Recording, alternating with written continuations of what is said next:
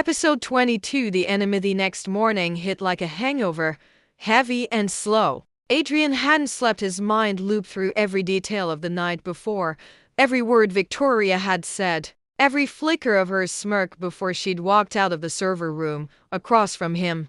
Maya stirred her coffee in silence, the spoon clinking like a clock ticking down to something inevitable. "Who do you think it is?" she asked finally. Adrian didn't answer right away. "It has to be someone who has my trust, my clearance, my routines. So basically your inner circle," Maya muttered. "Perfect." He nodded. "Lily, Daniel, or maybe James. They've all had access to my schedule. Then one of them's feeding Victoria." Maya rubbed her temples. "Adrian, this is getting dangerous. She's playing chess while we're still learning the rules." He looked up at her then, eyes tired but sharp. "You think I don't know that?" Her voice softened. "I didn't mean I know." His tone melted. "It's just, this isn't a game anymore." Maya sighed. "Then let's stop reacting and start acting. You said it yourself, we need to make them blink first." A slow smile ghosted his lips. "I like it when you talk like that."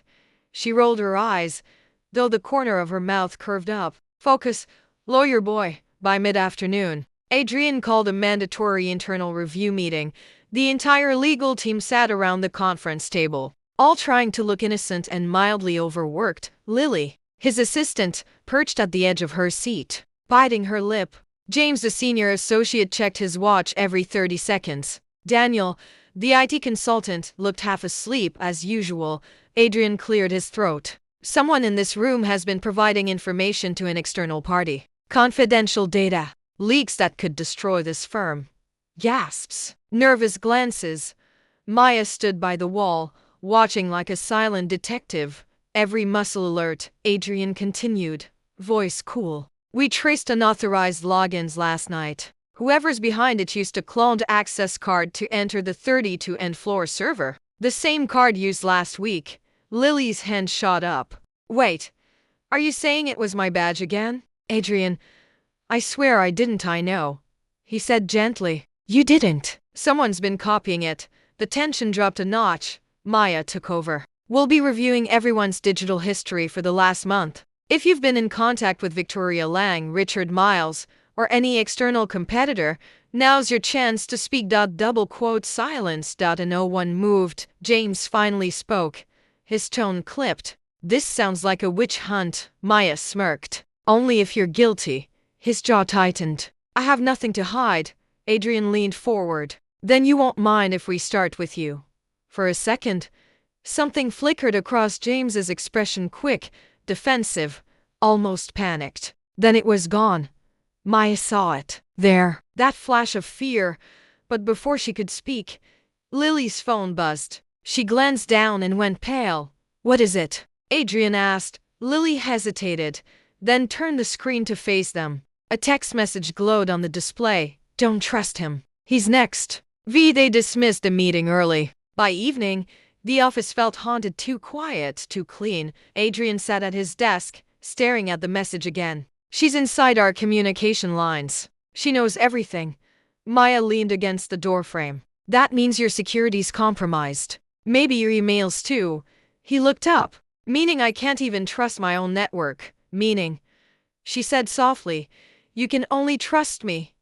He studied her face, defiant, loyal, terrified underneath it all. "You sound very sure of that."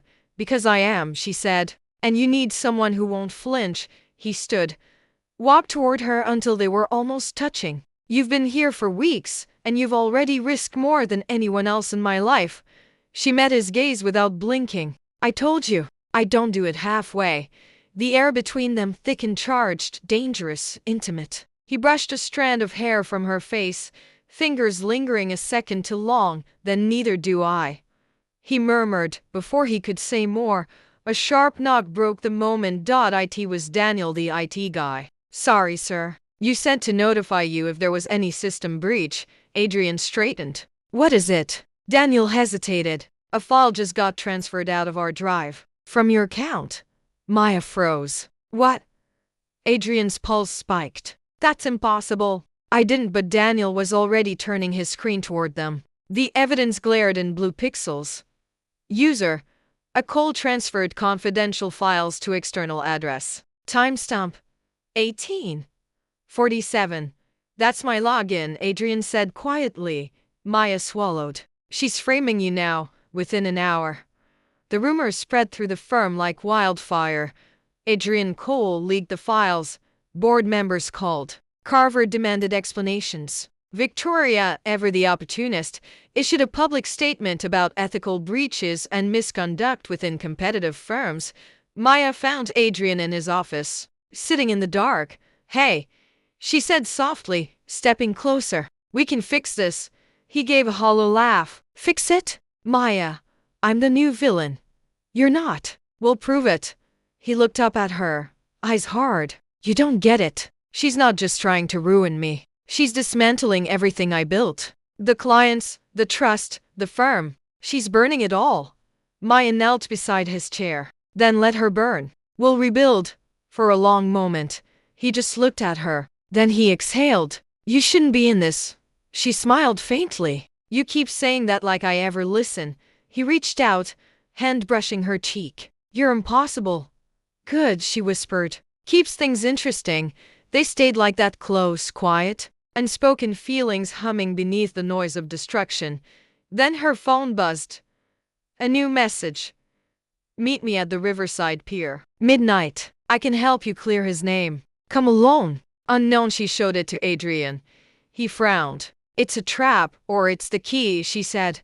He hesitated. "You're not going alone." "I have to." They said it alone. "Maya," she smiled softly. "Don't worry. I've got backup." He arched his brow. "Who? You?" she said. From a distance, the river smelled of salt and secrets. Midnight air pressed cold against Maya's skin as she walked down the deserted pier, coat pulled tight. Streetlights flickered, throwing pale halos on the wooden planks. She spotted a figure waiting near the railing, hood up, hands buried in pockets. "Hello?" she called. The figure turned. "Lily." Maya blinked. "Lily? What the hell?" "I didn't know who else to call," Lily said quickly. Her voice shook. "I got another message. They told me to bring you." Maya stepped closer, suspicion tightening her chest. "They? Who's they?" Lily's eyes darted behind her. Don't turn around." Too late. A shadow moved, and something cold pressed against Maya's ribs. "Evening, sweetheart," Richard's voice drawled. "Didn't think I'd see you out here." Maya stiffened. "You've got nerve, Miles," he chuckled. "And you've got terrible instincts. You and Cole should have stopped digging." Lily whispered. "I didn't know he'd come." "I swear," Richard ignored her. "You two really thought Victoria was running the show?" "Cute." Maya glared. "You're the one embezzling." "Oh, that," he said lightly. "I call it creative financing." "You framed him." "Framed?" Richard smirked. "No, darling. I redirected blame. The difference is in the presentation." Maya's voice dripped acid. "And you think you'll get away with it?" He leaned closer, the barrel of the gun brushing her coat. "I already have." Then headlights exploded across the pier. Adrian's car screeched to a halt. He jumped out, gun aimed.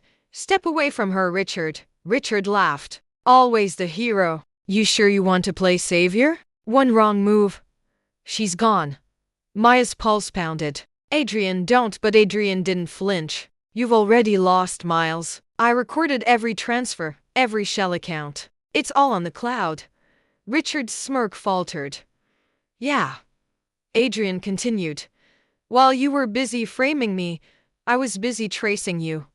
Lily gasped. "You what?" Maya's eyes widened. "You had backup files?" "Of course," Adrian said. "Never fight fire without insurance." For a second, everything froze: the wind, the water, even time itself.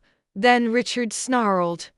"You think that saves you?" He lunged. Maya twisted, knocking his wrist as the gun went off. The shot tore through the air, echoing off the river. Adrian tackled him to the ground. The gun clattered away, skidding toward the edge of the pier.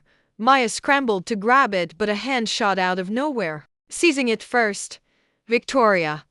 She stepped into the light, flawless as ever, the gun steady in her grip. "Well," she said, smiling. "What a lovely reunion." Richard froze under her aim. You followed me? Victoria smirked. Followed? Please. I orchestrated. Maya's stomach dropped. You two were together this whole time? Victoria shook her head. Oh no, darling. Used is the word. Richard thought he was my partner. I let him think that until he became expendable. Adrian rose slowly, eyes narrowing. You planned this entire thing. She smiled sweetly. I told you before, Adrian. In this business, the only way to stay clean is to get dirty first. Then what was the point? Maya demanded. All this chaos? Control, Victoria said simply. Carver's empire was rotting. I just sped up the decay. Now I own the ashes, Richard snarled. You set me up. Of course I did, she said coolly. You're sloppy, Richard. Always have been. He lunged at her, but she fired a warning shot into the air. Next one's not a warning, she said. Maya's hands trembled. You won't get away with this. The police, oh sweetheart, Victoria interrupted. I am the police. At least, the kind that matters. Adrian took a slow step forward. You're bluffing. Try me. She cocked the gun. Step closer. And she dies. Silence. Wind. The river lapping.